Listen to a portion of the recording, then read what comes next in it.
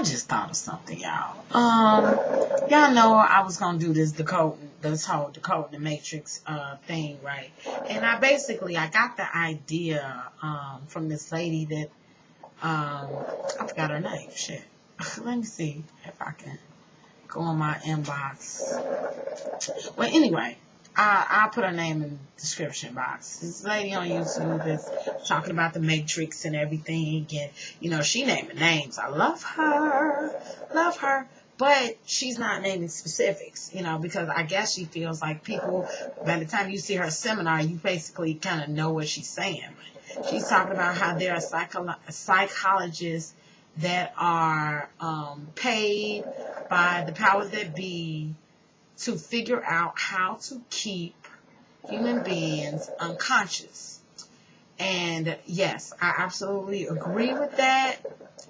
And, I asked my daughter, I said, what would you say if I told you there was like an institute set up or something that was designed to keep you asleep to what, the control that they're having over you? She said, I would need some proof. Exactly.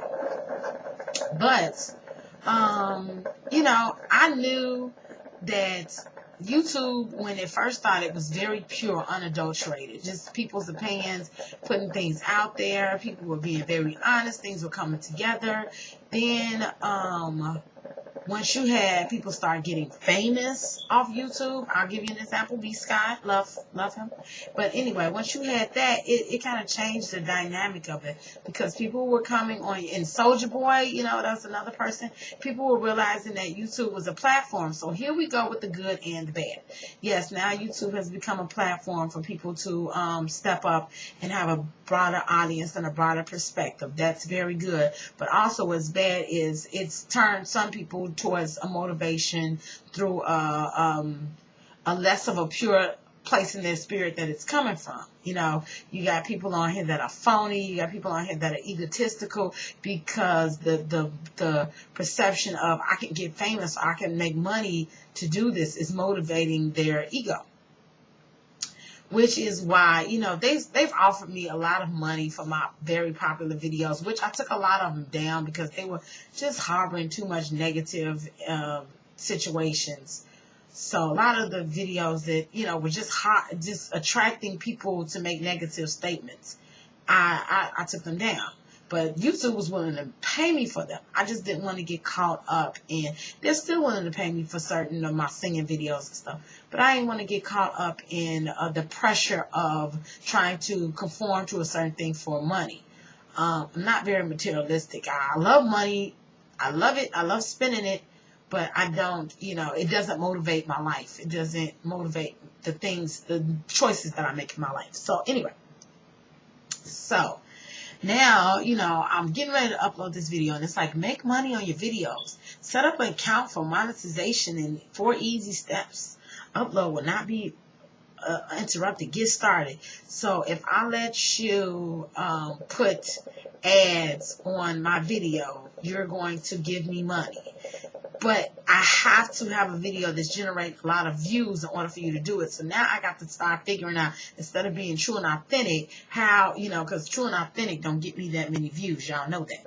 But I got to figure out how to make other, it's like, it's just another way of steering you away from the truth and the realness of the situations. Now it's another distraction. Oh, now I can make money doing this. So fuck being uplifting, fuck being positive. They do it all the time. They do it in the entertainment industry. They will make you conform. Y'all know the reason I stopped singing? Because I was trying to book this show, right, at this club. And I was talking to the manager, and I've known the manager for years, and he just kept trying to holler at me. He wasn't interested in my abilities. He wasn't interested in my talent. And then at that moment, I was like, the whole music industry is like this, Aisha. Do you want to deal with this bullshit from people? I just didn't have the fucking energy of being a mother and deal with the bullshit. He was just like, oh, and you're thick as hell, but you starting to gain weight. What? Who says that to somebody? And then, like, my musical ability, I liked it. I felt like it was quite unique. I'm a very nasally singer. Like Erykah Badu, and this is before she was kind of where she is now. But I liked my own voice. I liked my own songs. I liked what I had to say. But it was very hard because there were very few people. I've always been the way I am now. There were very few people that were willing to give me a chance. So I said, forget it. But you need to conform. You need to conform to a certain extent to make sure, like, once you're famous, you stay famous, and it just stops people from being their true selves. And if you don't know yourself, you're covering your true self up with all this bullshit that you're putting on the ego. I'm telling you, these people know how the brain works. They know how the ego functions as it relates to the mind, body, and spirit complex, and they do whatever they need to do to keep people unconscious to the fact that as long as they can keep the mind, body, and the spirit from becoming balanced, they can keep control over the masses, because the majority of people aren't aware of what's really going on. You know, to me, I feel like it's a tug of war for self, authentic self. Like, dude, I got out of the tug of war once I realized it was a tug of war. I'm not gonna fucking play that game. Yeah, that's one of the things. I guess another one, I just put a different one. Another one is trends. Trends are good. Trends tell you what to wear. But trends are bad because they start distracting you. You know, you're operating out of your lower chakras. Your first two chakras, your first chakra deals with survival instinct. Your second chakra deals with your relationships on a more primitive level, as far as, you know, sex and lust and stuff. And if we can get you to keep operating, if people can get you to keep operating out of your lower two chakras, you'll never let your fourth chakra become into balance with that, which is the chakra that you're operating out of love. You know, there are no fucking love songs anymore. Do you notice that? Me and my wife was talking about that. We was like, Charlie Wilson's You Are is probably the only fucking love song from 2000, you know. They're really, I was thinking about, you know, of course, Out on the Ocean by K. John, and, you know, there are no love songs anymore. When we were planning our wedding, looking for love songs, we went back to the 90s. There are no love songs anymore. You know why? Because people are not operating out of a place of love. That chakra is becoming blocked in a lot of people. They're operating out of a place of sex, which is why clothes are becoming sexationalized, TV, media, commercials. That fucking Sealy Posturepedic commercial, y'all, with all the people in bed, and it's a mattress commercial. Why is the mattress commercial that focused on sex? Like, that was the first thing I asked myself when I saw that commercial. The fuck? And, you know, I get into the specifics. I am not a spiritual up in the clouds telling you on a level that you cannot relate to. I get into the specifics of the bullshit. They have a rule at my daughter's school of no tight pants. Yet they need tight pants because the manufacturers make all the pants fitted now. At least fitted at the top, flared legs, boot cut, skinny jean cut. It's still a thing where they can't tell the girls nowadays don't wear tight pants because all the pants are tight. Now we done got to the point where we wearing leggings as pants, and you can see everything that you know, that like you were naked. So, you know, what's the first thing a man is going to think about when he's looking at you dressed like that? Sex. Will operate the second chakra. It's going to keep you from balancing all of those chakras. As long as you don't have all those chakras balanced, it doesn't even matter if they're all the way open. What really matters is if they're balanced. That will make you evolve spiritually as a spiritual being.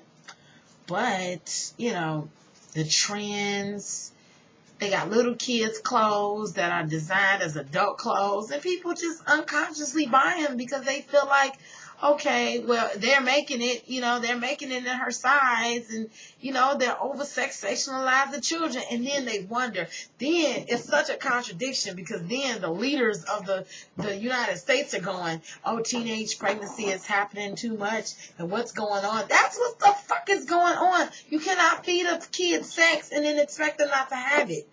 You cannot feed them sex all the time when they look on TV. All they talking about sex on fucking Degrassi on the fucking Disney Channel, and not expect these kids to have sex. And then they make it seem like, oh, it's on the parent when it is, but it's not. Because what they're seeing what's bombarding their senses and their perception of reality is sex. So that's the place that they're going to operate out of. I'll give you another example of that. The whole materialistic thing, okay, is part of the second and the first chakra as well. You know, when you get to a higher sense of self with operating out of the heart chakra, the throat chakra, the third eye, the crown chakra, those things don't operate from that place. They don't operate from, I mean, they do, but they don't. They operate from a bigger perception of it. But yeah, you know, the materialistic nature of the instinct of survival is getting so pumped up. Now you got these kids that's trying to imitate what ain't even real life, you know. Now you got these rappers that spend $1 million on a goddamn watch. When 10 years, when the next hot trend is coming along, they're going to have to sell that motherfucker watch just to live and continue to live the lifestyle that they've been living. Look, y'all, I give y'all a good example. Coogee Rap. Coogee Rap in the 90s and in the late 80s had so much gold. He had so many gold rings and gold chains. Google a picture of his ass in 2010 and 2009. He ain't got none of that shit on. You know why? Because he was the big thing. That's what he spent his money on. But, you know, they not telling people the truth. They not, it's these trends. They not telling people the truth. They don't give a fuck about the truth. Yeah, they want you to spend $300, $400, $500 on a phone that 6 months from now ain't going to even be in style. And now you got because that's where you putting your energy. It's a distraction. You know, put your energy there. Feed your ego. Send text, send pictures to Facebook by pushing a button on your phone. You ain't going to think about who you really are. You're going to think about how you look, what you doing, what other people think about you, what other people on Facebook is saying about you. You real interested in that. Then you're going to start, 15 people like that picture and 5 people commenting on it. And that's making you feel good. And it's boosting your ego. But I swear it is an illusion. It is an illusion. You still the same self-conscious, low self-esteem having, broke down, motherfucking came from a broken ass family, feeling lost in the world, person that you always are. And instead of you healing yourself from that, you just gonna dump all this bullshit on top of it. So maybe nobody see who you really are. See, it's fucked up for me. I can't do that because I can see people for what they really are. That is my gift. I'm a seer. So I can't feed into the whole farce of doing that, of putting on the mask, of building up all type of illusionatory factors to distract people from who I really am. People don't accept self. Then they get caught up. They know that. They know that. They know that people get caught up, so they're going to keep doing it. I got plenty more motherfucking, I got plenty more. I got a whole bunch of them. Okay, tell you one. I'll tell you another one. Like I said, the mind, body, and the spirit are supposed to be balanced, right? Mind, body, and spirit are supposed to be balanced, right? You could be a very spiritual person. You can have a very intelligent mind and be obese. You know why? Is it me, or is fast food restaurants open 24 hours a day, but then they're talking about how the country is obese? Well, how come health food stores are open 24 hours a day if we're really concerned about obesity? Because of the money machines, y'all. The money motherfucking machines ain't gonna have it. They set that in place a long time ago. Oh, everything is a setup. It's such a setup. You work 40 hours a week, so you can't come home. They're having you do 2 people's jobs, 3 people's jobs. The worse the economy gets, the more people's jobs you have to do for the same amount of pay. The more they're cutting positions and having other people do it. The more you can't come home and cook. The more you have to buy McDonald's for your family. The more your kids become obese and die early. When you put all that poison into your system, it lowers your vibration. It lowers your spiritual vibration. If you know that and you are aware of that, then you can do things about it. But if you don't even know that's what's happening to you, when you go in at 1 o'clock in the morning and getting you a cheeseburger just because you had a taste for it, then hey, that's where you are in the damn game. your ass is obese. Okay? Now, they know that this country is becoming obese. How come health food is so damn expensive? Do you see the trick? Do you see the motherfucking trick? Double cheeseburgers $1, but some goddamn walnuts in the health food store $5 a pound, you know, or the better the food is for you, and everybody knows that the better the food is for you, the more expensive it is. You know, why is that? Why are they getting to the point where they putting now fast food restaurants are accepting link cards? Oh yeah, keep you motherfuckers down real early. And it's a game. It's a game. And that's the part of the game that the people are controlling that part of the game are playing. Now, the part of the game that I'm playing is to make you aware that that's the part that they're playing, because most people aren't even aware of the fact that it's a game and it's a game and they're in the middle. It's a ping pong effect, you know. So I'm gonna get on the other side just because I can of the ping pong effect, and I'm gonna try to get people to see the game for what it is. Even most people, you know, cigarettes aren't bad for you. You know why they are not going to ban cigarettes no matter how much they kill cigarettes? Do you know how much the damn tobacco companies are fueling the political campaigns of people? And y'all just don't understand. This is a one hand washes the other system. You have to be aware of that. And, you know, being aware of it would just help you navigate better in the game. It is what it is. You know, it's going to take more than just me being on YouTube to change the way the game is structured. But there will never be a changing of the structure of the game as long as people are unconscious to the game. So you got people like me who are going to sit on a little corner of YouTube who are not going to get paid because I don't want no spotlight on me. And I'm going to speak what it really is and what's really going on. And you can do with it what you can do. You know, you can do with it what you want to do with it. At the end of the day, people are so much conditioned to eating bad things and putting bad things into their bodies that no matter what you say, they're still going to do it. You got diabetics that have basically known that they can ruin their life and have a die early from the things that they're putting, but they can control their diabetes through diet and exercise. This is what they do, y'all. And this is just the truth. And I got friends who did it. This is just the truth. What they do is they continue to eat whatever the fuck they want to do. They eventually get insulin dependent. And then they have to deal with the consequences of all that manufactured insulin in their system. I have a friend who's been insulin dependent for 20 years who went blind because the diabetes kept destroying her, destroyed the retina in her eyes. But it was very hard for her. But like she said, by being a juvenile diabetic, I got to the point where, you know, my eating habits didn't really change. I ate what I wanted to eat, and then I got more and more insulin dependent.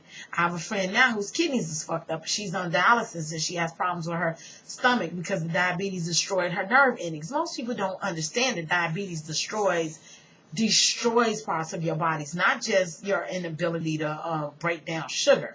They destroy your circulation because the sugar deposits and it crystallizes in your fucking veins, and now you have decreased circulation to your legs, but they don't understand why it's happening. You know, this is what's happening. The more you eat, the more insulin you need. Some of that sugar don't get broke down from that insulin just because it go down. And a lot of bad diabetics, you know, 200 is normal for them, whereas what's supposed to be the norm right about now? 120? I think 140 is considered diabetic. 80 is considered to be the norm. 200 is norm for them. Then when it breaks down their stomach, or it breaks down the liver, or it breaks down their kidneys, now she's starting dialysis. This is just what it is, because she's been so conditioned to habits, waking up in the morning, routine, doing the same thing, being unconscious, operating on automatic pilot, not being aware of what she's doing and when she's doing it, and just doing.